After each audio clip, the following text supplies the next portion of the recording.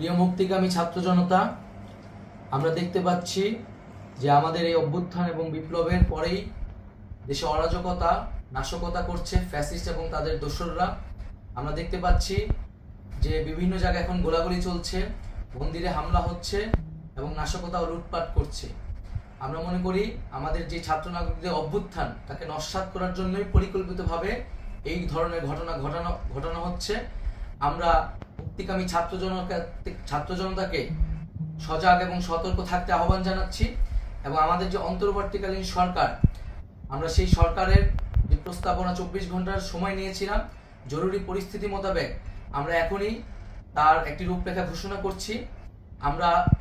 আমরা সিদ্ধান্ত নিয়েছি যে সর্বজন গ্রহণযোগ্য আন্তর্জাতিক খ্যাতিসম্পন্ন নোবেল পুরস্কার বিজয়ী ডক্টর মোহাম্মদ ইউনূসকে প্রধান উপদেষ্টা করে অন্তর্বর্তীকালীন সরকার গঠন করা হবে এবং ডক্টর মোহাম্মদ ইউনূসের সাথেও আমাদের কথা হয়েছে।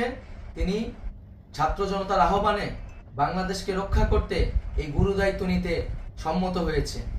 আমরা সকালের মধ্যেই আমরা এই সরকার গঠনের প্রক্রিয়া দেখতে চাই। রাষ্ট্রপতির কাছে আহ্বান থাকবে যে দ্রুত সময়ের মধ্যে ডক্টর মোহাম্মদ ইউনূসকে প্রধান উপদেষ্টা করে অন্তর্বর্তীকালীন সরকার গঠন করা হোক এবং এই অন্তর্বর্তীকালীন সরকারের বাকি সদস্যদের নামও আমরা সকালের মধ্যে ঘোষণা করব।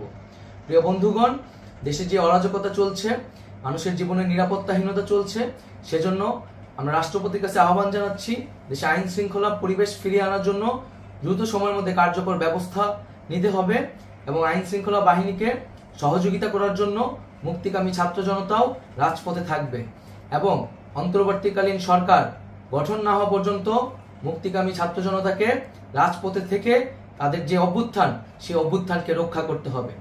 প্রিয় বন্ধুগণ, আমরা রক্ত দিয়েছি, শহীদ হয়েছি।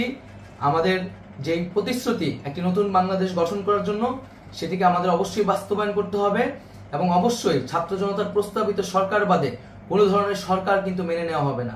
আমরা বলেছি কোনো ধরনের সেনা শাসিত সরকার অথবা সেনা সমর্থিত সরকার অথবা এই ফ্যাসিস্টদের দোসরদের কোনো বিটিম সরকার কিন্তু আমরা মেনে নিব না। কোনো গণবিরোধী সরকারকে মেনে নেওয়া হবে না।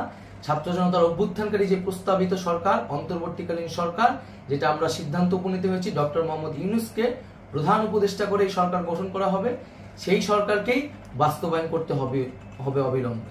আগামীকাল সকাল থেকে সকলকে আহ্বান জানাচ্ছি রাজপথে থাকার জন্য এবং আমাদের যেই সাম্প্রদায়িক সম্প্রীতি এবং রাষ্ট্রীয় সম্পদ রক্ষা কমিটির ঘোষণা হয়েছে বৈষম্যবিরোধী ছাত্র আন্দোলনের নেতৃত্বে সকল পাড়ায় পাড়ায় এলাকায় এলাকায় সেই কমিটি পাহারায় থাকবে। আমাদের সংখ্যালঘু কমিউনিটিকে আমাদের রক্ষা করতে হবে, রাষ্ট্রীয় সম্পদ এবং এই দেশকে রক্ষা করতে হবে আমাদের।